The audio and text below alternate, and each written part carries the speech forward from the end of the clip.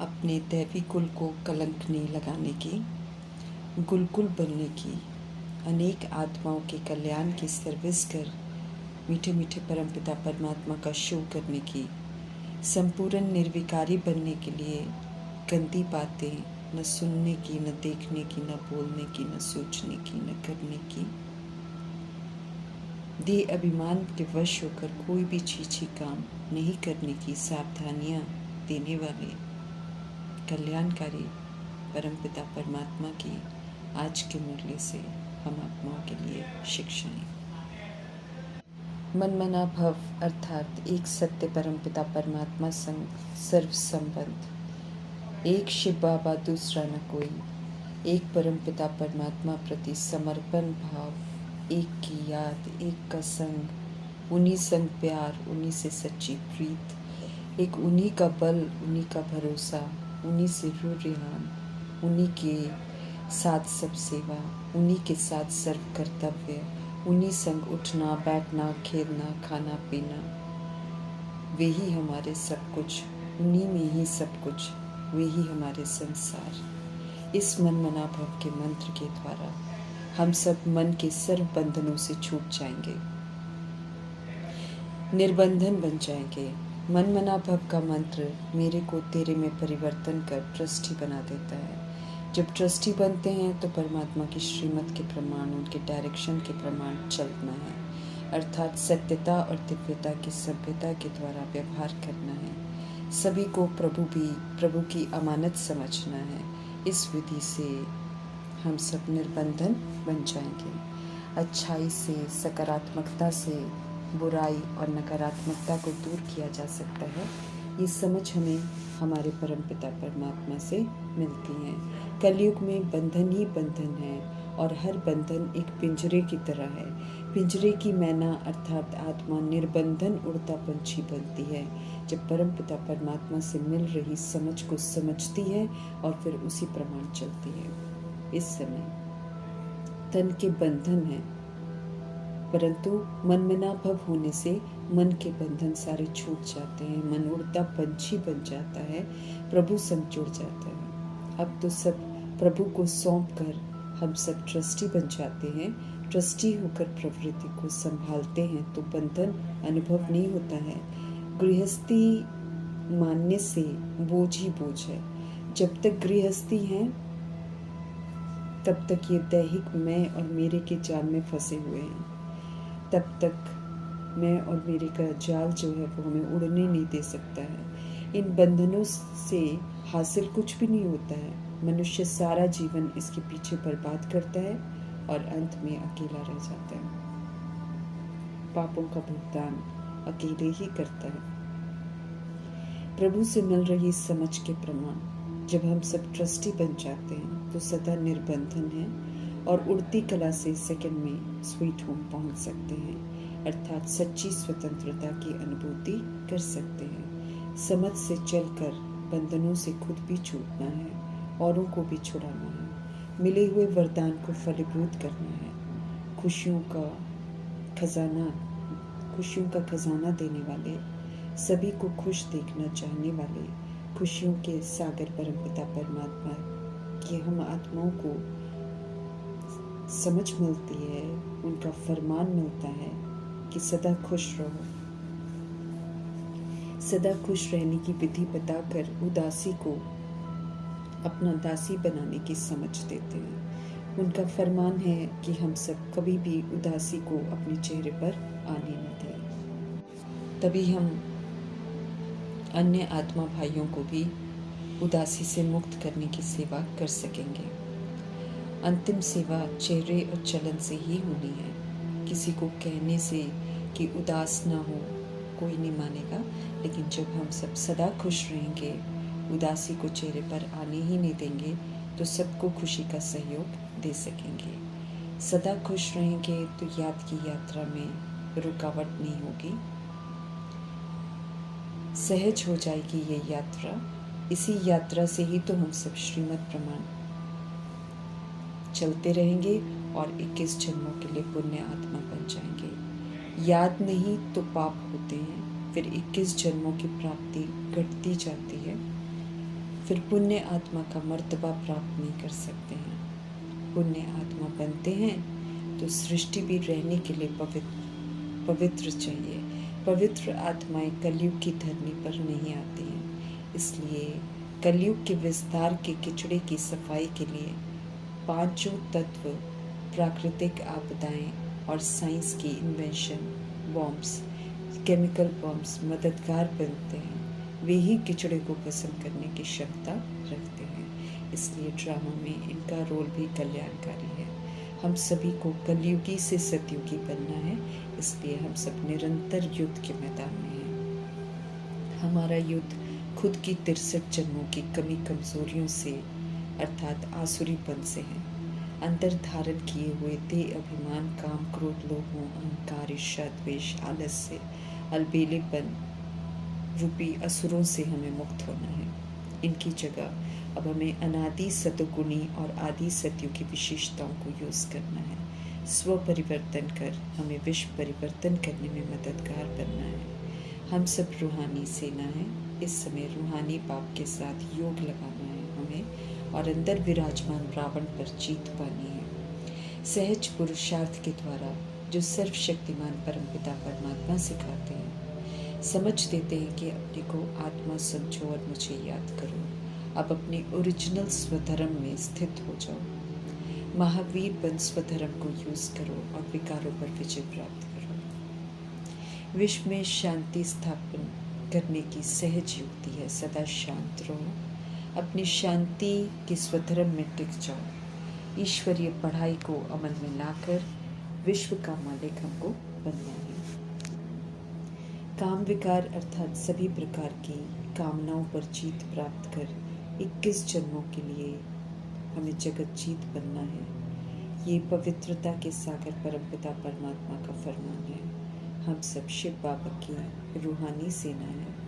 ज्ञान सूर्य परमपिता परमात्मा आकर अज्ञानता के अंधेरे से जो सभी की बुद्धि पर छाया हुआ है ये अंधेर, उसे समाप्त करते हैं। परम धाम से आई हुई आत्माएं सृष्टि पर आकर कलयुगी रौरव नरकवासी बन गई हैं। लड़ाई झगड़ा मारा मारी करते हैं। देह का अभिमान ऐसा कराता है। अब ये देह का भान तोड़ना है, हिंसा नहीं करनी है। अब तो रूह को संपूर्ण अहिंसक बनना है। कहीं भी रहते हमें ये याद रखना है कि हम आत्मा हैं, देह नहीं। आत्मा ही तो शरीर लेकर पुनर्जन्म में आती है, कर्मों का हिसाब किताब बनाती है। पुण्य आत्मा से पाप आत्मा बन जाती है, पावन से पतित बनती है। अभी पुनः उसे पावन बनने का परमात्मा फरमान मिला हुआ है। प्रभु से शिक्षा प्राप्त करने वाली आत्माओं के लिए ये समय पुरुषोत्तम संगम युग का समय है। बाकी पुरानी दुनिया खत्म होनी है। ये हम आत्माओं का 5000 वर्ष के ड्रामा में अंतिम जन्म है, जिसमें हमें अवसर मिला है फिर से पुरुषोत्तम बन अपना अनादि आदि अधिकार लेने का। सहज युक्ति शिव बाबा की हम जीव आत्माओं के लिए है कि देह अभिमान को छोड़कर अपने को आत्मा समझ मुझ बाप को याद करो। इस विधि से अज्ञानता में किए हुए सारे पाप कट जाएंगे। इस एक छोटे से जन्म में पावन बनने की युक्ति अपनाकर पावन बनने से 21 जन्मों के लिए पुण्य आत्मा बन जाते हैं। समय है चढ़ती कला का। चढ़ती कला में जाने का समय है।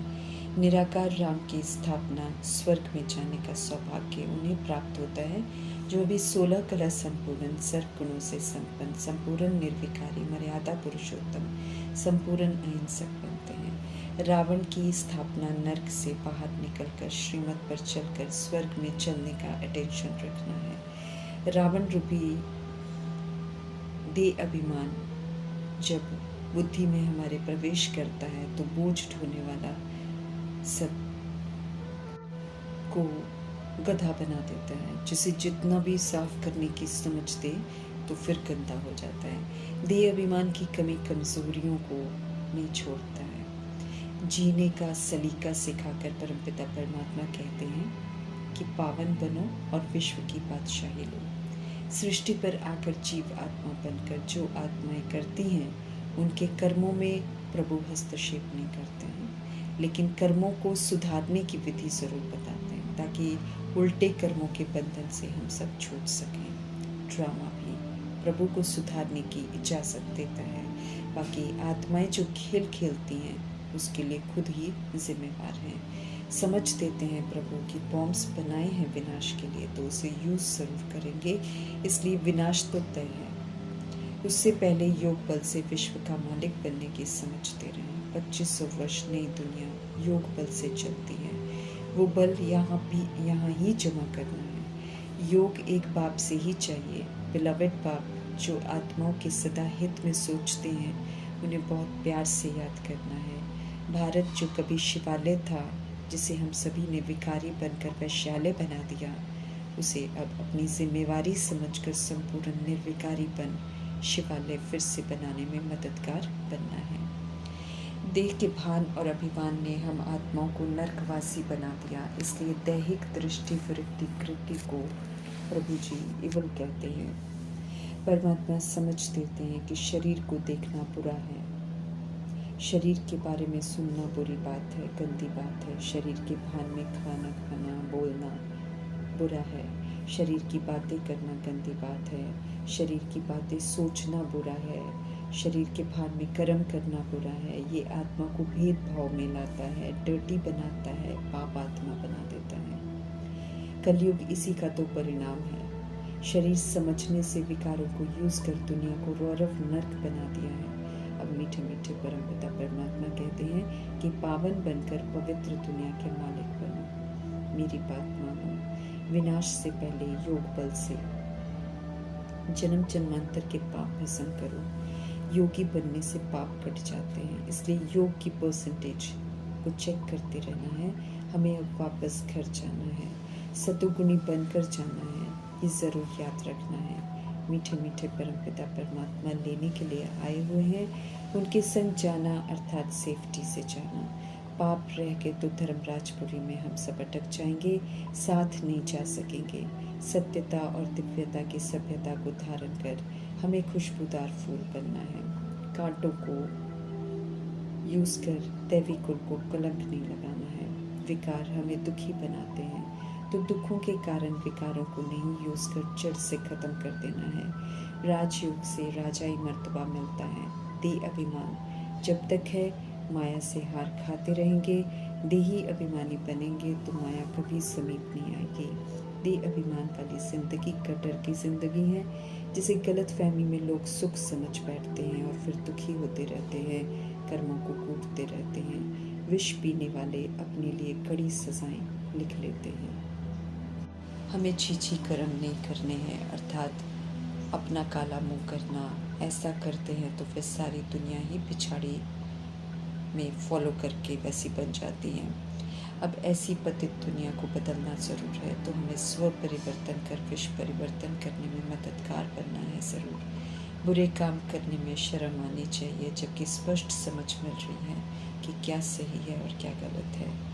कांटों के जंगल का बंदर बिल्कुल नहीं बनना है। फादर शोज सन का कार्य पूरा हुआ, अब सन शोज फादर का कर्तव्य पूरा करना है। 5 विकारों से युद्ध को जीतना है और अन्य आत्माओं की भी मदद करनी है ताकि वे भी इस युद्ध को जीत लें। बुरे कर्म करते हैं तो अकाल मृत्यु होती है। अच्छे कर्म सिखाकर मीठे परमपिता परमात्मा हमें काल के पंजे से छुड़ाते हैं। संपूर्ण निर्विकारी बनकर निर्विकारी दुनिया का मालिक बनना है। संपूर्ण बन संपूर्ण दुनिया में जा सकते हैं। सत्य परमपिता परमात्मा को याद करना है और राजाई को याद कर उत्तम पुरुषार्थ करना है। इस दुनिया को भूलना है, ये खत्म होने वाली है। इससे बुद्धि से बेहद का संन्यास करना है। इससे पहले कि विनाश काले विपरीत बुद्धि यादव आत्माएं बॉम्ब्स द्वारा विनाश शुरू करें, हमें जल्दी जल्दी संपन्न और संपूर्ण बनने का ऊना रख उस लक्ष्य को पूरा करने का ध्यान रखना है। बार बार मीठे मीठे परमपिता परमात्मा इस प्रति ध्यान खिंचवा रहे हैं। यही विधि है सृष्टि के प्रति ऋण उतार कर अपने को सजाओं से मुक्त करने की। सर्व तरह की सज़ाओं से मुक्त करने वाले मीठे मीठे परमपिता परमात्मा जी का धन्यवाद करते हुए ओम शांति।